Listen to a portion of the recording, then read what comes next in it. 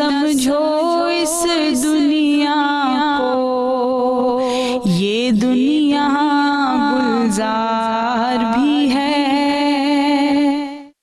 جی ناظرین کرام، اور آج کی نشست سے بھی آپ کو الوداع کہنے کا وقت آن پہنچا ہے، بالکل اسی طرح جس طرح کہ رمضان المبارک کے آخری ایام ہیں، اور اب ہم کچھ ہی دنوں کے بعد رمضان المبارک کو الوداع کہہ دیں گے اگلے سال تک کے لیے۔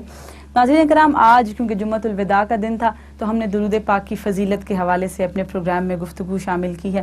امید کرتے ہیں کہ آپ کے لیے آج کا پروگرام بھی سیر حاصل اور سود مند رہا ہوگا۔ انشاءاللہ اگلی نشست تک کے لیے اپنی میزبان سلمیٰ خان کو دیجیے اجازت، اور آج پروگرام کے آخر میں جو میں کلام آخر پیش کرنے جا رہی ہوں وہ بھی درود و سلام کی فضیلت کے حوالے سے ہے، لیکن مترنم انداز میں۔ تو اپنی میزبان سلمیٰ خان کو دیجیے اجازت اور آخری کلام سماعت فرمائیے گا اگلی نشست تک کے لیے۔ السلام علیکم ورحمۃ اللہ وبرکاتہ۔ نبی پہ چاند ستارے درود پڑھتے ہیں، ملک بھی سارے کے سارے درود پڑھتے ہیں۔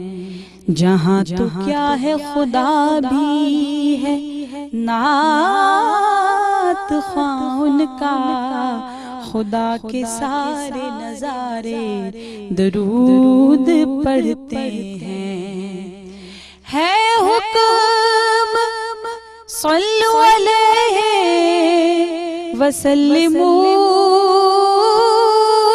آیا قرآن پاک کے پارے درود پڑھتے ہیں، قرآن پاک کے پارے درود پڑھتے ہیں۔ اور خدا کان لگا کر حضور سنتے ہیں، جہاں بھی آپ کے پیارے درود پڑھتے ہیں۔ رسول پاک بتاتے ہیں خود صحابہ کو کہ فلاں غلام ہمارے درود پڑھتے ہیں۔ ہزار درد زمانے کے دور ہوتے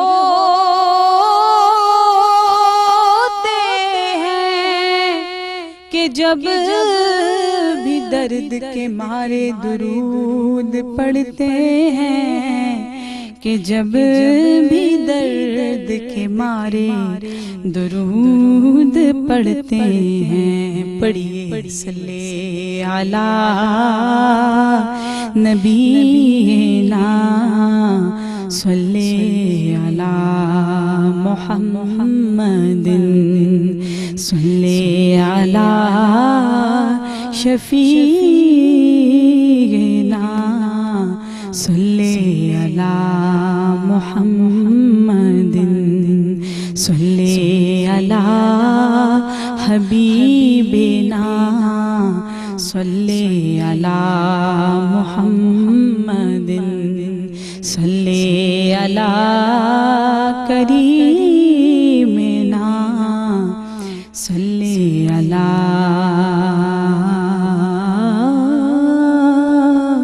محمد۔